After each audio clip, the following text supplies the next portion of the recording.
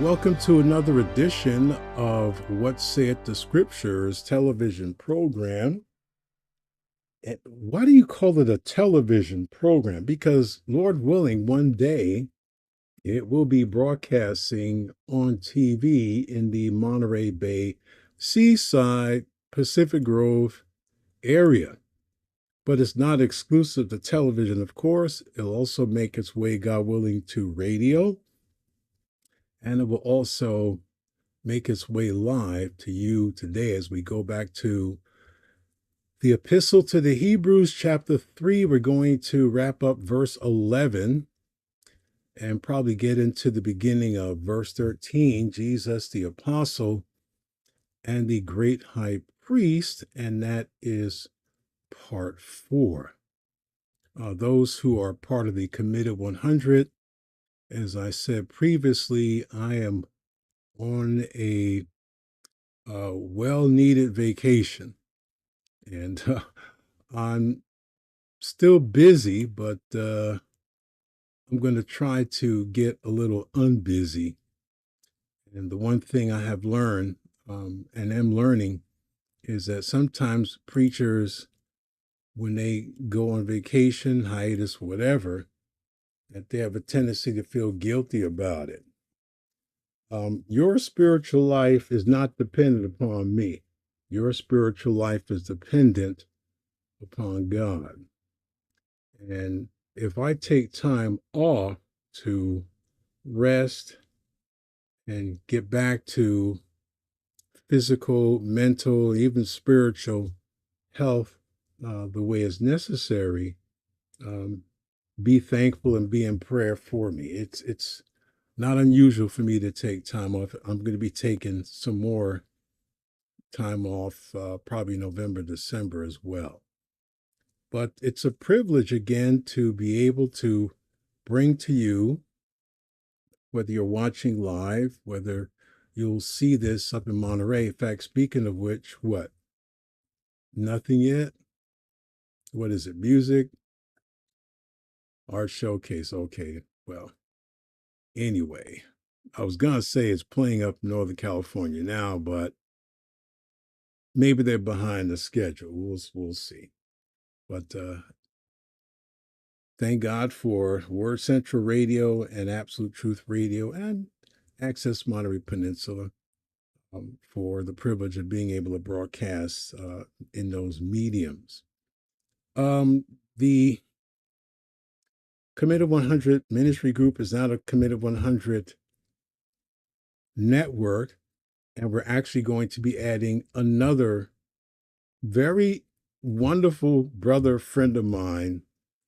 He's also a martial artist. In fact, he reminded me some time ago that it was my example in the martial arts that led him to take up jujitsu. You know, no, I'm not doing that. It's just yeah, you don't believe it. It's all right.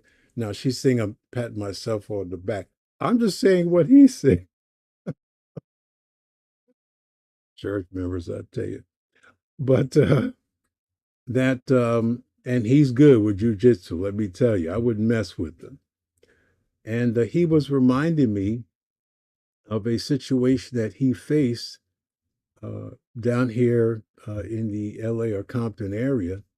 And it was like almost exactly what I went through in the 70s. He explained what was going on. And they basically told him they got rid of him because, as he said, they reminded him his teaching is no longer welcome here. In other words, any Bible teaching is not welcome. And as soon as they got rid of him, they were incorporating women overseers. And the silly fake pastors said, well, we won't call them pastors, we'll call them overseers, which proves again the ignorance never ceased to amaze me because it's the same office. Okay. And he's got some super apostle, some whatever, super apostle working there. So my brother said, yeah, it's good that the Lord removed him from that environment. And I just felt compelled to ask him, do you have any series of your sermons on YouTube. He said, yes. I said, well, send them to me and I'll add you to the network. We'll make sure that your preaching doesn't sit in nowhere land. We want to give you an opportunity to promote the teaching of the Word of God through what God is doing to you. And so the network is expanding. I'll be probably reaching out to some other men who I admire in the faith, who have proven themselves to be faithful to the truth. And I hope to have a very large network of pastors. And so the question is, because I know someone's thinking it, what's in it for you? And the answer is nothing. There is nothing in it for me. I just figured I used to be one of those guys who sat on the sideline and, felt wasted for my talents and giftedness that God obviously had me to do. And now that I'm in a position where I'm still on the sideline, still in the wilderness, but I have a medium whereby I can help fellow men who are just like I am and to promote, in a good sense, to put on this network, which has been around 10 years already. Wow. Committed 110 years? Woo! Man. And that way we can expand more and more speakers to be a blessing. Brother Bell, Brother Cody. Cody did it this morning. Oh, golly. Brother Willis ain't playing. That young man, I tell you, that brother preached today. And you're hollering. I'm hollering. I was tired. He woke me up. That preacher was so good. And there are many others. Uh, James Stoppelbeam, pray for him. God bless you, man. Keep in touch with me. I want to talk with you about something else regarding more of your teaching. And there are others. Joe Young up north, of course, the one I know probably more than anybody.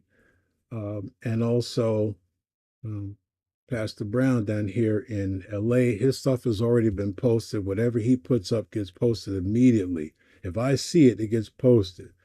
And so I want to have this network of men. Keith Bell, by the way, is doing a great job. And I would encourage people to get on his own YouTube page. So I want to make sure that these men, with the exception of Keith, because Keith been out there for a while, he's been hammering things. But a lot of us are, in the wilderness. And I want to give those brethren, I know exactly how it feels to be left out, and you have the giftedness. And I believe these men, if given the opportunity, the platform, can reach other people with the truth. It is already happening. I'm getting word. I'm actually getting more subscribers so that they watch these men preach. This isn't about, rate the preacher nonsense. No, we're here to learn. I'm learning. I keep saying that. I wonder how many people actually believe it. I learn from these fellow brethren. They have something to say, and I'm learning. And I got to see if I can twist the arm of another brother in Alabama to send me his stuff. I won't give you any initials, Greg. Anyway, it's a blessing to have you with us as we get back into yeah, I'm not going to twist any arms about that. Yes, I am, because I want to make sure that anyone that I feel led to help will be a blessing. Now we get into what did I say? Did I say verses 11 through 13? I sure did, didn't I? Yes, never mind, Harley. Never mind. That is correct. But I want to read verse 7 through verse 11. Wherefore, as the Holy Ghost saith, and this is in the Old Testament that we concluded last week. So the idea that the Holy Ghost and Christ were not involved in the Old Testament, again, shows our ignorance of the Old Testament. And it shows our ignorance of the New Testament as well. And that's right. Pastor Terrence is there too. That's right. He is also a part of the network. And so God bless you as well, preacher. Because this is Psalm 95, the quotation that the writer uses, wherefore as the Holy Ghost saith today, if you will hear his voice, harden not your hearts, as in a provocation, in a day of temptation in the wilderness, when your fathers tempted me, proved me, and saw my works 40 years. Wherefore I was grieved with that generation and said, they do always err. And we define the word err in Mark, in the Committed 100 this past Thursday. It means to be deceived. They were always deceived in their heart. It was a deception that they were of their own. They owned it. And they have not known my ways, which is exactly what Jesus said the outcome of was to the Sadducees. When they erred, he said, you do err not knowing the scriptures nor the power of God. You don't know either one. You don't know both of them at all. So I swear in my wrath, they shall not enter into my rest. What is the backdrop of that? The backdrop of that statement really has to do with the danger of rejecting Christ, the eternal danger of rejecting Christ and his salvation, and that we demonstrate that we are believers. And this is something that's absolutely clear in the entirety of the New Testament, in fact, the entirety of the Bible, if you please, that we demonstrate that we are a believer by having an unashamed confidence in following Christ and in a future hope, firm, unmovable unto the end. Okay? And that is what the writer described as believers. He's saying to these Jews to whom this was originally written to, that those who are truly the children of God have an unashamed confidence in following Christ, no matter what the consequence, and they suffered a lot in the doing of it. He says, and the future hope. You don't associate anything down here with your future hope. Your future hope is in heaven. That's it. You don't start worrying about stuff on the way. Your future hope is in heaven, and you have to hold on to that firm unto the end. Everyone else is addressed in the next following passages, and that being those who harden their hearts. And that's what we're seeing here in verses 7 through 11, and the consequence of having a hard heart. A lot of people think that it's some minor issue. You know, I'm convinced that there are not a lot of people that really are believers at all.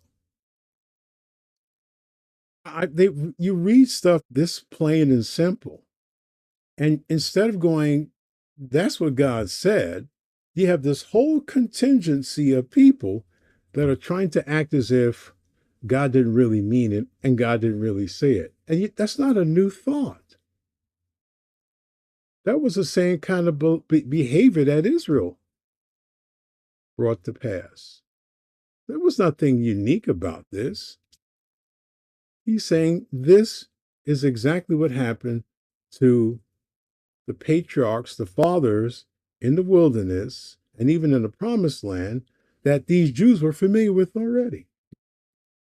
Nothing new at all. He said it was always a heart problem. Now, I want to examine some verses that show clearly the rebellion and the hard-hearted nature of the people of Israel in the wilderness. And that's important too, because we have to remember this is the epistle to the Hebrews. So he's writing to people who are very familiar with their own history. And why he urged them to just drop Judaism, that it was already fulfilled in Christ, as we have seen and see all over again, and we'll see. And that you have to come all the way up to Christ because he is the promise. He is better than everything. Exodus chapter 17, verses 6 and 7. And again, as I closed last time, the statement stiff-necked is used almost exclusively to Israel. I think there may be one other time or two that it refers to someone else. But 99% of the time, the words or terms stiff neck or the condition stiff necked is used, it always refers to Israel towards God. And this is why you have to see the severity of the judgment and the chastening, and yet at the same time, the very fact that God showed them any mercy is a huge testament to God's love when they didn't deserve it. And we'll see that, Lord willing, tonight in Isaiah chapter 40. Just amazing. And this is one of our problems is this, as R.C. Sproul made it clear, we don't know who God is. We don't know who we are. We don't. We have no idea. And the only way you're going to find out about it is to go in the Bible. Behold, I will stand before thee there upon the rock in Horeb. Thou might smite the rock, and there shall come water out of it, so that the people may drink. And Moses did so in the sight of the elders of Israel. That's important. And he called the name of the place Massah and Meribah. Meribah is a Hebrew where you get the word or the name Miriam, because the chiding of the children of Israel, it means bitter. So he called the name of the place Massah and Meribah because of the chiding of the children of Israel. And because they tempted the Lord, saying, this is, to me, I read this is horrible. Is the Lord among us or not? They were chiding the Lord. They were tempting the Lord. This was all intentional. This was open brazenness, open rebellion, chiding. The whole nation was chiding God. Tempt the Lord, put God to this, prove it. Is the Lord among us or not? And you wonder why God treated them the way that he did? I don't. Deuteronomy chapter 6, verses 15 and 16. He never lets them forget this either. For the Lord thy God is a jealous God among you, lest the anger of the Lord thy God be kindled against thee and destroy thee from off the face of the earth. Now you would think with that kind of declaration, it would have some kind of an impact on their attitude towards God, but nope. Ye shall not tempt the Lord your God as ye tempted him in Massah. Goes right back to that same place in Exodus. Look at Numbers chapter 14, verse 11. Now keep in mind the Hebrews passage. They saw my works 40 years. They had no excuse because they clearly saw the work of God 4 decades. That's a long time. Verse 11, and the Lord said unto Moses, how long will this people provoke me? They're still provoking him. They're still tempting him. And how long will it be ere they believe me? They just don't believe God for all the signs which I have showed among them. 40 years of signs. All the signs, all the miracles. Verse 22, same book, same chapter. Because all those men which have seen my glory and my miracles, which I did in Egypt and in the wilderness, have tempted me now these 10 times and have not hearkened to my voice. I want you to keep noticing they didn't obey what God said. Now, it was clear because of the works and the miracles and the signs and things and his glory and everything they saw, there was no question that God demonstrated who he is. And in the midst of all that, they had no excuse whatsoever. They wouldn't follow what he said. See, people do that today. They don't even consider how horrible this sin is. They tempted me now these 10 times. Kept saying, prove yourself. Are you among us? And I prove it, prove it, prove it, prove it. Now, we may not be so brazen and so awful in our chiding of the Lord, but we do it secretly. Lord, if you are truly with me, do this. The only difference between you or anyone else that might be crazy enough to do that and these folks here in Numbers is the intent. But it's all the same. We're challenging God to prove himself. Why does God have to do something for us to believe who he is? Has he not done enough already? He didn't do a single thing in my life outside of saving me. That's all I need. I wish every professing Christian had that mindset, but we don't have it. Isn't salvation enough? Isn't the greater enough? Because unless you believe that, your life and attitude in this life will never be right. It can't be. Because of all those men which have seen my glory and my miracles, which I did in Egypt and in the wilderness, have tempted me now these 10 times and have not hearkened to my voice. Surely, clearly, surely, without question, they shall not see the land which I swear unto their fathers, neither shall any of them that provoke me see it. They're not getting in the land at all. They're going to die in the wilderness.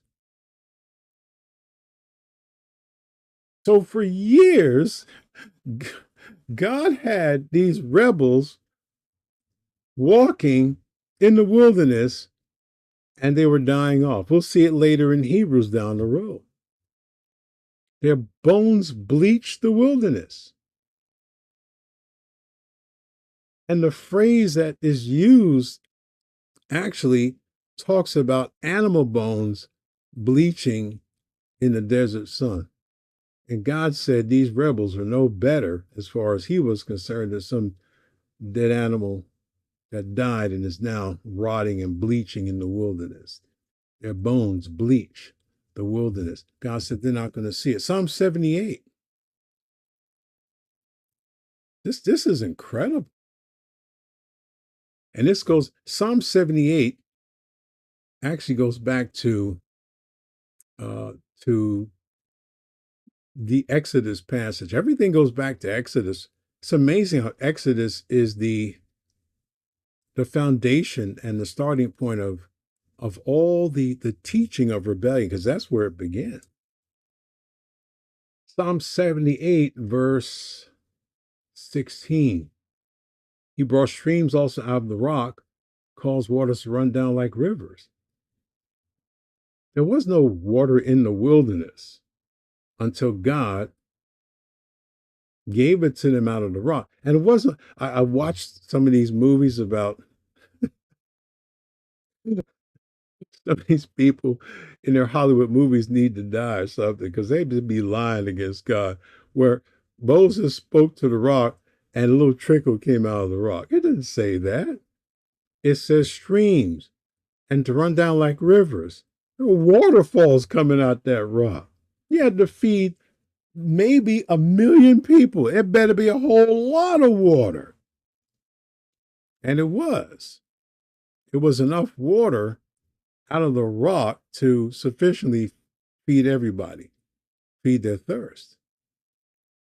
He says he brought streams out of the rock, caused waters to run down like rivers, and they sinned yet more against him by provoking the Most High in the wilderness. It kept provoking God, kept poking at him, kept defying him, kept demanding of him to prove himself, to do more. And I hear that same mindset today.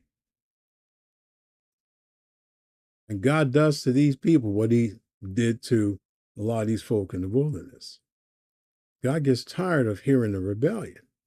Next thing you know, you wonder, why is the churches empty? Have you ever thought about this? Of course not. Of course not. Can't be that. It can't be that maybe in private and maybe even in the so-called gatherings, You had a lot of people that kept provoking the Most High, kept tempting God in their heart, kept demanding that God would do this and do that and do that. And God said, I'm done with you. Yeah, it's over. What happened to so-and-so? Well, it was COVID. It was this. We blamed everything on COVID. COVID ain't kept me from church. And if it kept you from church, you should be running back there when COVID was over. You didn't stop going to what? Home Depot. Okay. Every liquor store you went to, they were open. Could you imagine that? Liquor stores open, during a pandemic. And the ridiculous thing that no one talks about is the alcohol will neutralize all the medication you've been jamming up. Unless, of course, it's RNA, then that's a whole different tale. But all the other stuff that you were taking, if you were taking any kind of penicillin, any of those groups, your liquor store, junket that you went to and you got your booze, it would neutralize all that stuff. I guess it didn't tell you that. So you were able to go get booze and liquor, and you were able to go to Depot and I think Walmart was open. Some of not all of them, some of the grocery stores open. The mom and pops, many of them folded. You couldn't go to church, but you wouldn't do this. And this cost you nothing. And then after it was all over, you should have been back to church because you wanted physical, real fellowship. You didn't go back. You didn't care. Use that as an excuse. Your heart got hardened. The real you came out. That's why we can't stand Harley. Yeah, whatever. They sin yet more against him by provoking the Most High in the wilderness and tempted God in their heart by asking meat for their lust. God already provided everything, but they said, we loathe this white bread. We hate it. God rained bread from heaven. You have to think this through. We're talking maybe 1 million people. And God rained down bread from heaven. Remember, they're in the wilderness. There's no bakeries. If you had to have water come out of a rock, where would you get bread from? If it's not given by a divine source, you ain't going to have any. And it was coming down, and the bread had a specific taste to it, and you could knead it and make it into whatever. So it was everything they needed. But they wanted more. We want meat. Give us some meat. We're tired of this. We loathe this white bread. We want some meat. We're carnivores. We're tired of this bread. It gives everything we need. I'm tired. We want some meat. Yea, verse 19, they spake against God. They said, can God furnish a table in the wilderness? Can God set us a table? This is beyond crazy. This is open rebellion against God. You wonder why God did what he did? I'm surprised he didn't wipe them clean off the face of the universe, which is what he wanted to do. And we'll see tonight it was the intercession of Moses that prevented that. That didn't take away the fact he wanted to do it. Same chapter, same Psalm, verse 55. Listen to this. He cast out the heathen also before them, divided them in inheritance by line, made the tribes of Israel go and to dwell in their. God said, I'm going to send you into a land that's already prepared. Just have to go. Milk and honey, everything's going to be there. I'm going to get rid of the heathen. He can't take everything with him. So when they're gone, whatever they have is yours. It's already provided for you. Just go ahead. He gave them everything he promised regarding land, everything. That's what the Bible concludes. God gave them exactly what he promised them. This group, this tribe goes into this part of the land. This is your boundary. This tribe goes here. This is your boundary. Yet, Verse 56, they tempted and provoked the Most High God and kept not his testimonies. They wouldn't keep the testimonies, referring to not only the teaching, but the testimony refers also to the remembrance of God. They didn't remember what he did. They didn't remember the promise. They didn't care. It wasn't that it never crossed their mind. They just didn't care about it. See, a lot of folks in the professed church, they just don't care for the Lord. They may not come out and be so brazen like these people, but they are, because they don't really care about the Lord. They dismiss him. He's not doing what we want. Look at our country and our state and our towns are all messed up. Where's God in all this? Better watch that fool mouth of yours. I wouldn't even think that. They were thinking thoughts that God already knew. Like, this is madness. Yeah. Wonder why. Who did you vote for, clown? Okay, be quiet. Verse 57, but turned back and dealt unfaithfully like their fathers. They were turned aside like a deceitful bow. Their fathers were deceitful. They perished in the wilderness. And many of them were just like their fathers in their unfaithfulness to God. And they were also perished. Psalm 95. Psalm 95. You getting the picture? I don't know. I don't know what you're getting. Verse 6, oh, come, let us worship and bow down. Let us kneel before the Lord our Maker. For he rather is our God, and we are the people of his pasture and the sheep of his hand. Stop. That statement right there is also used of the church in the New Testament. But in the context right now in Psalm, he says, let us, Jews, come and worship and bow down. Let us kneel before the Lord our Maker. For he is our God. We are the people of his pasture. He rescued them from Egyptian bondage, the sheep of his hand. Today, if you will hear his voice, harden not your heart. That's the only response. You hear his voice, which is his word. You hear and have heard many, many people throughout your life proclaim his voice. You heard it, you know it. When the word preached is given to you, you have one choice.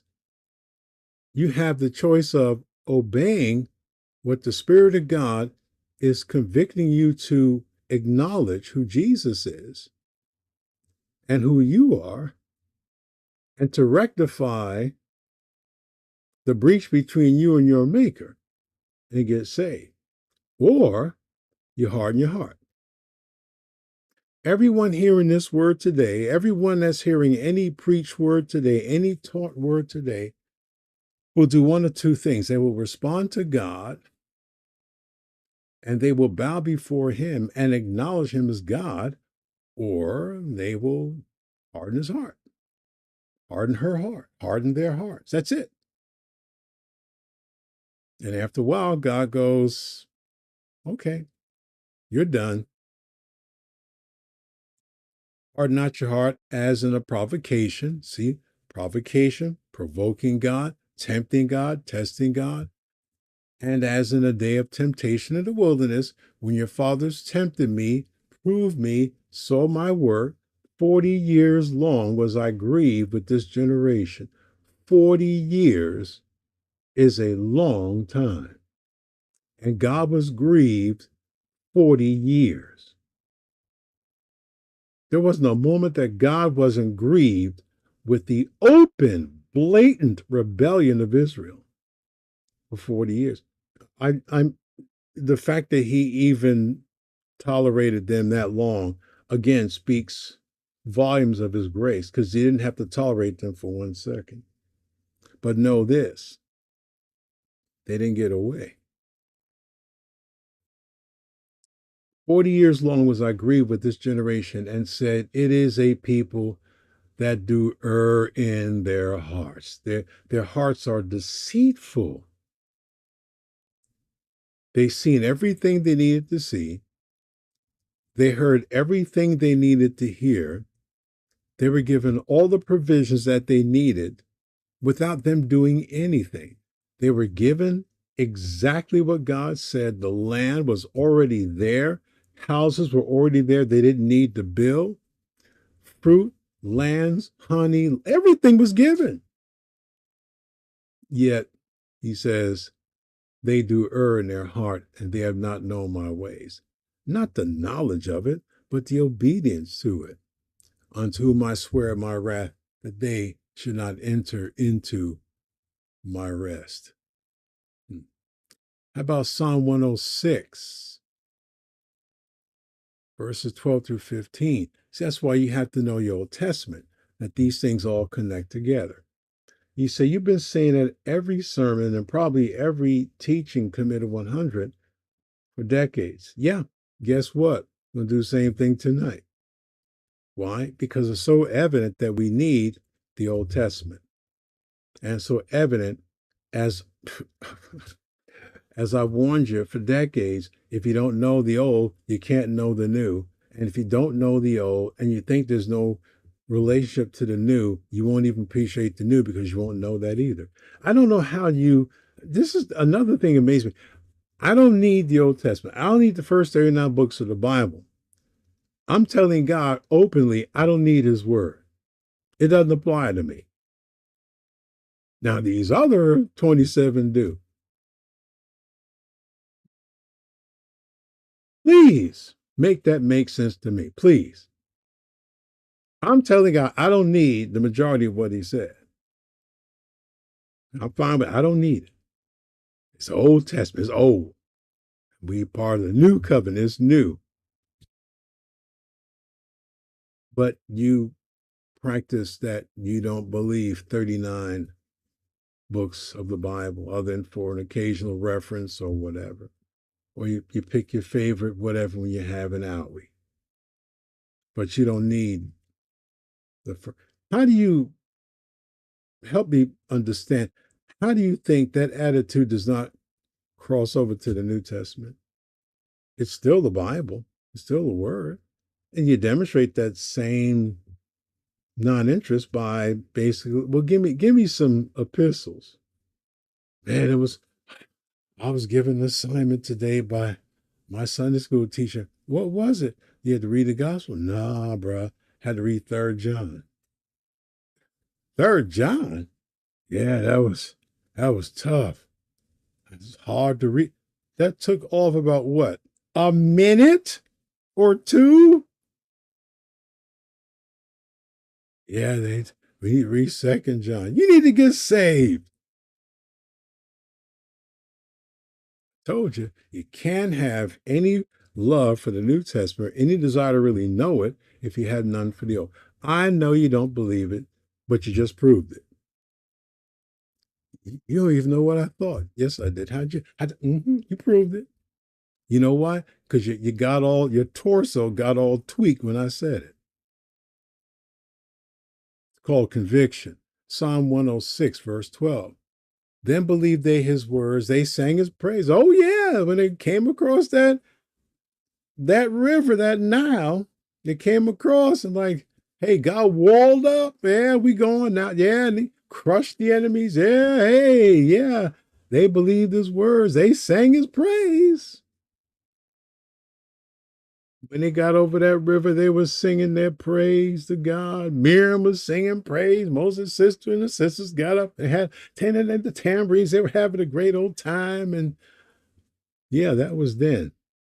They soon forgot his works. Listen, they forgot what he did.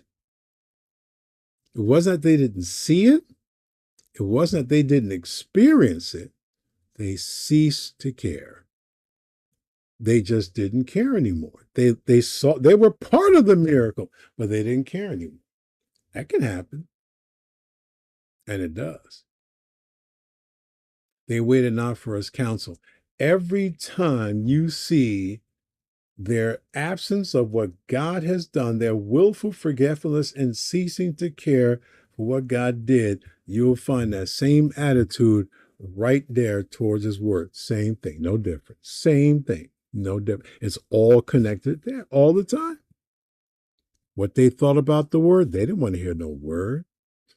They wanted God to keep proving himself. They wanted God to do for them what they wanted him to do, just like many of the attitudes today. Verse 14, but lusted exceedingly in the wilderness, tempted God in the desert. They were constantly lusting after whatever they wanted in the wilderness. Not what God already gave them, the necessities. No, they lusted exceedingly. Tempted God in the desert. And he gave them their request, but sent leanness unto their souls, or into their soul. He gave them what they wanted, but he sent leanness into their soul. The problem wasn't God. The problem wasn't that God didn't display enough of his love and provision for his people. That's definitely not the problem. Problem then, as it is today, is a heart problem. You say, well, what was their problem in the wilderness? Number one, and we've seen it already in all these references, they put God to the test, daring and challenging him, presuming upon him. And I want you to understand that everything that I'm sharing today is exactly what's going on in many hearts today, especially in the so-called American church, which foundation is covetousness, is prosperity. You could point all the fingers you want at Joel and these other clowns talking about prosperity. You believe the same thing. You just polished your lie with your so-called doctrine, but you believe the same thing. Let God remove something. Watch what happens. These aren't even tests. These are normal things that happen in life. But let God just knock this pillar down. See what happens. What's your response?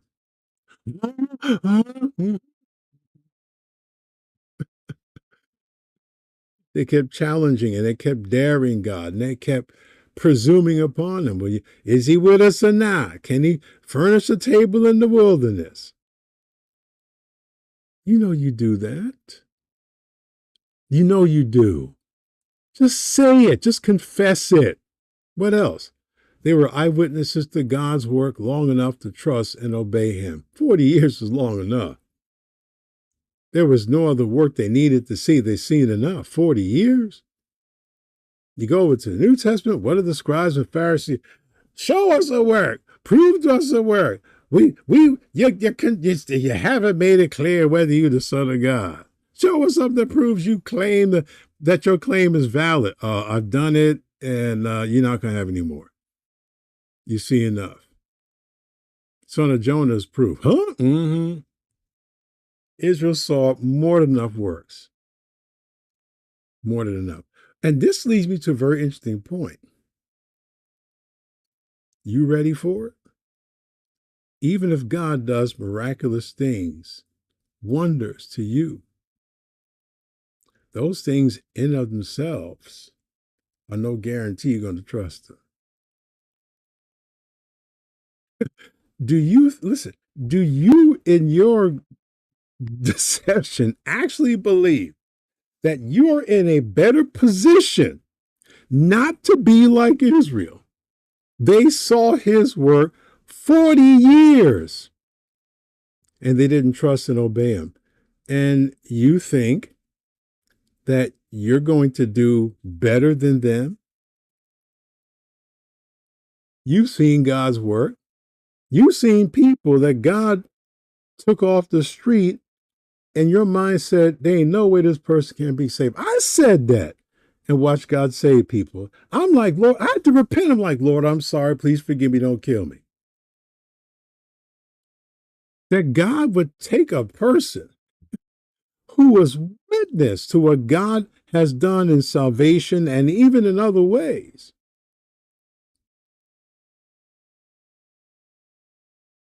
and didn't trust him. Wouldn't obey. It amazing. Number 3, their hearts always went astray, went a wandering, going after their idols and their lusts all the time. That's why Paul said to the Corinthians, covetousness is idolatry. God watch that heart. This was their problem. This is our problem. Number 4, they never learned God's ways or understood who he is by what he did. They never believed him. He already gave them, well, I need to see some evidence of the miracle of God. Open this, fool, and you see everything you need to see. You don't open this. Don't even talk about wanting God to prove himself. You need to prove that you have a mind. They did not want to know him personally. They just wanted to see what he could do for them. I hear this stuff all the time. God is whatever you need. God is God. I haven't got that right yet. And some people are very nice about their lust and rebellion. Oh, I really believe God's going to do so and so. In your mind and heart, though, you don't believe it because you know he's not going to do it. He already knows the truth. He knows why. Sometimes you're imitating other people. You see that, man, God did this for so-and-so. He can do this for me.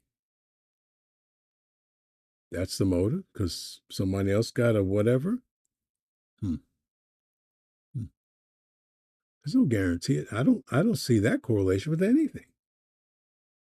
Number 5, they never entered the rest. And the rest is Canaan and the blessings from God that God promised them. They never entered into it. Why? Because they didn't believe God. They were unbelievers. They demonstrate they were never the children of God. Yeah, but they were taken out of Egypt. Paul said, not all they are of Israel or are from Israel of Israel. In other words, not everyone is a child of God. That's Romans, New Testament. Read it for yourself. And last, God killed them in the wilderness. Yeah. That's what he did. I don't understand why so-and-so died. Yeah. Have you looked at the life spiritually? There you go. Thank you. Thank you. Such a Negro is such an irritant. He just gets under my skin. Can't stand him. He's asking these questions that are convicting. I hate him. Yeah, you'll be back tonight. So I can get more angry. Like I shared long ago, all those people walked away from this truth they've been getting from this voice in the wilderness, still listening, still watching. Under the covers, now in the open. Some are, hey, They spent years in the wilderness. Get this. And still don't get it. The truth was always there, but they don't get it. They still ain't changed. They're not changed. This was the problem with the Jews in Moses' day. And the Jews to whom the writer wrote to were very familiar with the facts concerning their own people. We're going to look at this issue from God's rest at a later time, but the record of the Jews' past behavior and destruction was a perpetual warning to the readers not to do the same things that caused their forefathers to receive judgment instead of blessings from the Lord, clearly seen in the next verses. So here's the next parenthetical warning given to the reader. Verse 12. He's already explained the obvious. He explained their history, and he says, take heed, brethren, lest there be in any of you an evil heart of unbelief in departing from the living God. That's the problem. That evil heart of unbelief. That's what it is. The words take heed is a command. It means to set one's thinking about the seriousness of what was said and to keep doing it. Take heed. Think about this seriously. Take heed to the warning. And so the writer stated that they needed to weigh carefully what is at stake here as far as this issue of hardening one's heart to God is concerned. It's nothing to trifle with. And he gives the example with Israel. It also refers to taking a look at something. In this case, look at the written record of the scriptures and observe what happens when people have a hard heart towards God. We're not going to get to verse 13. We're barely going to finish. I'm not going to finish verse 12. We need to pay careful attention to the divine record. That is to say, once again, the scriptures. And then to weigh the importance of following Christ and what happens if you don't follow Christ. He says, take heed, brethren.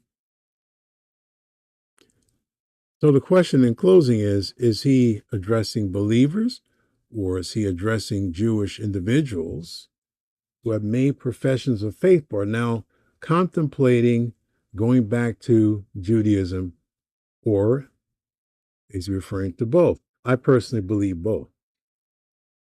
Because I can look at the one group that are believers and he goes, keep going forward.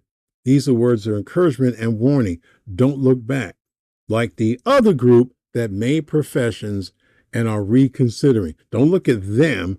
Keep following Christ. Because the word brother speaks of both brothers of blood or heritage, as well as fellow Christians. Just depends upon the context. And the writer is warning these professing Jewish believers of the danger of unbelief. They also had everything they needed spiritually to come all the way up to Christ. All the evidence was there, no question. Take serious thought, brothers, that in no way there be in any in your company a wicked and a faithless heart. We don't see that. That's what it is. Heart speaks of the core of their being, mind, the will, and emotions. Everything about a person is what the Bible refers to as a heart. A wicked and faithless heart is demonstrated by a departure from the living God. That person started out as a Christian. Well, you don't start out as a Christian. I don't even know what that means. You're either one or not. Don't think that because someone followed with a group of people that what John said in his first epistle doesn't apply. He says they went out from us, but they were never of us. See, they were in the group, but they left. And John doesn't go, wow, they're backslidden, they'll come back. No, he says they were not of us. Because if they were of us, they would have continued with us. The very fact they're not proves they were never of us to begin with. Well, they were with the group, but they were never of the group. And in time, they demonstrated that. That's how you address that issue. You don't make up a new false doctrine about people who abandon the church and make them Christians. That's why you got to know your Bible. You really do. And the departure is a permanent leaving of Christ and his truth. Well, they used to be, but they were never. They were never. Leaving God, claiming to be some kind of a backslider, walking away from the Lord is no light thing. The only people who think that it is are those who don't know what they're doing. They don't know. Because God looks at it from his perspective, not yours or mine. Notice that the writer does not tolerate any excuses that are used today to justify departing from the living God. The only reason given by the sacred text of the person involved in the departure from God is wickedness and a faithless heart. That's it. When a person decides to walk away, whatever titles or nomenclature or description they use, the fact of the matter is God says it's wickedness and a faithless heart. That's it. Wickedness and willful unbelief is at the core of a person or persons who forsakes the Lord. The danger here expressed by the writer is this: these Jews were not departing from some god among the professing gods or idols, or departing from someone that they could take lightly, but they were departing from the living God. That's who they were departing from. It's not a light thing. Today we got all these people that allegedly walk away from Christ and walk away from the church, and you don't see them anymore. And they're holding on to, listen, they're holding on to some false profession that they made. And they may even misquote these passages that we read last week. They just missed this little part of the passage which says, till the end. They forgot that part of the profession. They forgot that part of the confession. And so when I look and I see whole church facilities that can hold 100, 200, 300 people, and it may have 20, maybe on a good day, 30. I'm no fool. And you look at their attendance roll for years. Oh, they may have 200, 300 people. Now they got 30. Oh, yeah, there's a lot of this, a lot of Hebrews that we preached about today. That's definitely a tremendous part of that so-called congregation. They departed from the living God. COVID wouldn't keep anybody from God. It was truly God's. It didn't keep me, and I'm like, hey, you know what? Whatever. Right in the thick of that stuff. I was in Alabama, surrounded by people that had COVID. So I'm going. If I die, I die. But I'm going to go because God sent me to go. I didn't get so much as a sniffle because I believed God. He sent me on a spiritual assignment and I went. And he blessed. COVID. How about God? When everyone had the opportunity to go back, I warned people they're not coming back. They've been looking for an excuse to get out of that church forever and a day. Well, they got it. They got nothing. They just use the excuse that they always wanted to get away from church. Well, you go ahead. You're going to head for judgment. You were never saved to begin with. Oh, my goodness. Oh, my, be quiet. Lord willing, tonight, back to Isaiah 40, and we're going to further again. It's wonderful how all the books connect together. It all connects together, but you wouldn't know that if you didn't study the whole of Scripture.